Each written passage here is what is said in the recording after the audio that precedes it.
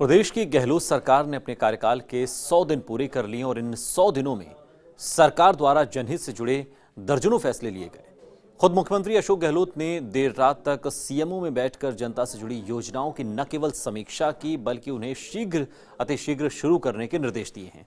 कर्जमाफी से लेकर आईपीएल के आयोजन तक सरकार के 100 दिन की तस्वीर पर देखिए हमारी ये खास रिपोर्ट।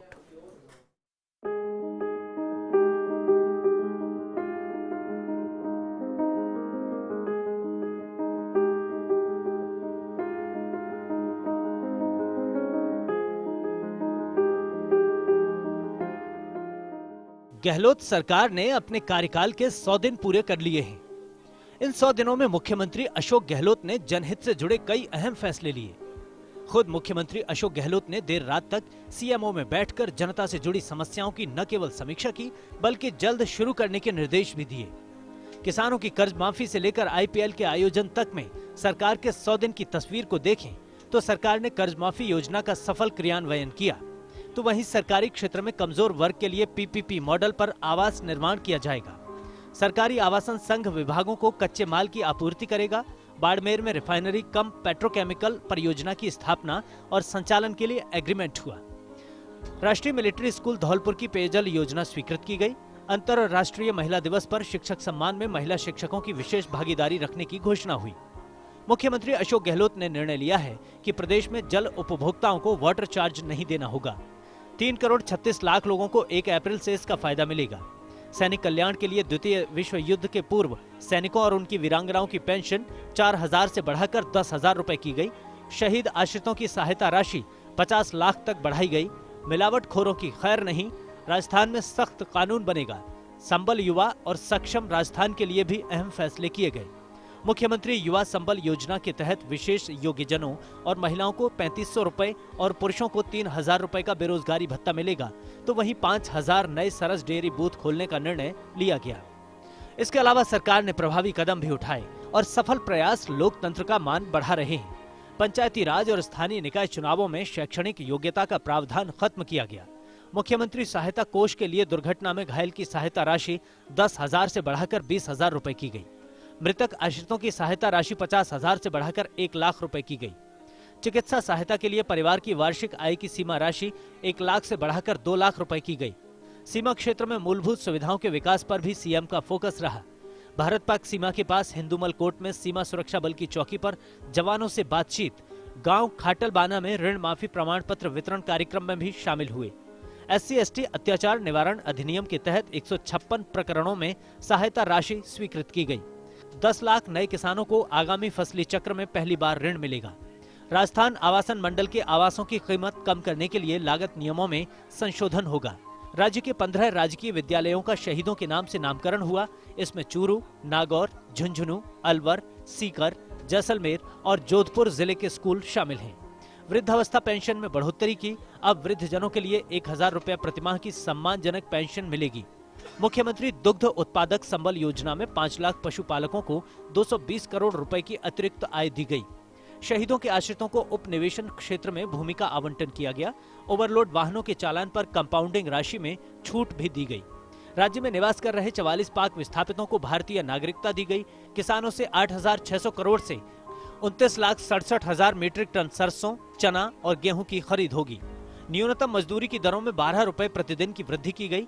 राज्य कर्मचारियों के बीमा और जीपीएफ खाते डिजिटाइज होंगे, तो मुख्यमंत्री ने RUHS से संबद्ध 500 बेड के अस्पताल का लोकार्पण किया।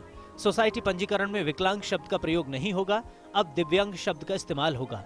मुख्यमंत्री की पहल पर MSME अध्यादेश 2019 अधिसूचित किया गया। अब सरकारी दफ्तरों के चक्कर नहीं काटने पड़ेंगे। MSME व्यवसायी सेल्फ डिक्लेरेशन देकर नया उद्यम शुरू कर सकेंगे। मुख्यमंत्री निःशुल्क दवा योजना का दायरा भी बढ़ाया। कैंसर, हृदय रोग, श्वास और गुर्दा रोग के इलाज की नई दवाइयां बढ़ाई गईं और जल्द ही 600 नए दवा वितरण केंद्र खुलेंगे। अंत्योदय, BPL और स्टेट BPL लाभार्थियों को 1 रुपए किलो गेहूं देकर 1 करोड़ 74 लाख पात्र लाभार्थियों को प्रत्यक्ष राहत दी गई। शहीदों के परिवारों की मदद के लिए वीरांजलि कार्यक्रम आयोजित किया गया। इस कार्यक्रम में मुख्यमंत्री को मिले स्मृति चिन्ह और उपहारों की नीलामी हुई। आमजन को राइट टू हेल्थ देने के लिए राज्य सरकार प्रतिबद्ध है। इसके लिए सरकार ने कांवटिया अस्पताल में ऑनलाइन रजिस्ट्रेशन, वातानुकूलित ऑपरेशन थिएटर और लेबर रूम का शुभारंभ किया। पर्यटन के प्रचार प्रसार के लिए पत्रकारों को भ्रमण कराया जाएगा। राज्य स्तरीय गौरक्षा सम्मेलन का पहली बार आयोजन हुआ। बीकानेर हाउस, नई दिल्ली से वॉल्वो और एस्कोनिया लग्जरी बसों का पहले की तरह संचालन शुरू करवाने की योजना है।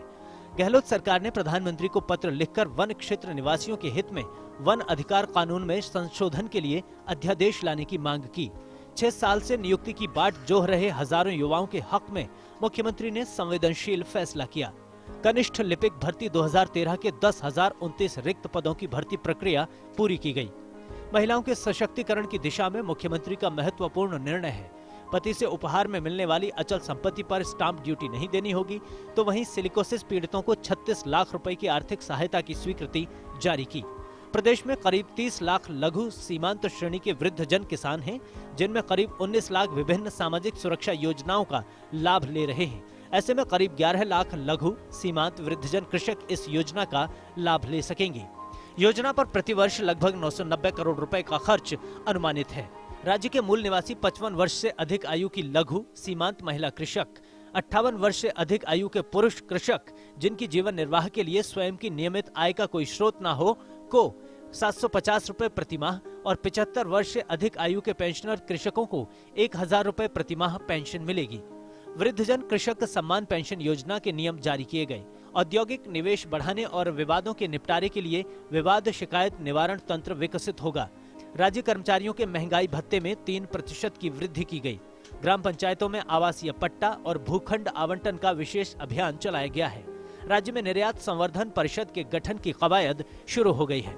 17 दिसंबर को जब अशोक गहलोत ने प्रदेश के मुख्यमंत्री के तौर पर शपथ ली तो सरकार के सामने कई चुनौतियां थीं। प्रदेश की जनता भाजपा से शिफ्ट होकर कांग्रेस की तरफ अपना रुख कर चुकी थी। ऐसे में अहम जिम्मेदारी ये थी कि सरकार जनता के फैसले को सही साबित करे और न केवल अपने घोषणा पत्र में किए गए वादों को पूरा करे, बल्कि जनता से जुड़ी योजनाओं को त्वरित गति से लागू भी करे। इस चुनौती को मुख्यमंत्री अशोक गहलोत और उप मुख्यमंत्री सचिन पायलट के नेतृत्व वाली सरकार ने अपने प्राथमिकता के तौर पर लिया और महज 100 दिन में ही जनता से जुड़े 100 सरोकारों को अमली जामा पहनाया गया। सबसे पहले 18,000 करोड़ से अधिक की कर्ज माफी योजना को क्रियान्वित किया गया। सहकारी क्षेत्र को इस बात के लिए ताकीद किया गया कि कमजोर वर्ग के लिए पीपीपी मॉडल पर आवासों का निर्माण भी किया जाए। रिफाइनरी प्रोजेक्ट को त्वरित गति से लागू करने, महिलाओं के सशक्तिकरण की योजना शुरू करने के आदेश दिए। कुल मिलाकर ये कहा जा सकता है कि गहलोत के नेतृत्व में प्रदेश सरकार ने अपने पहले 100 दिन जनता को समर्पित किए। नौकरशाही में बड़े बदलाव किए, योजनाओं की समीक्षा की गई, राजकोष में वृद्धि के जबरदस्त प्रयास हुए। Nirmal Tiwari, First India News, Jaipur.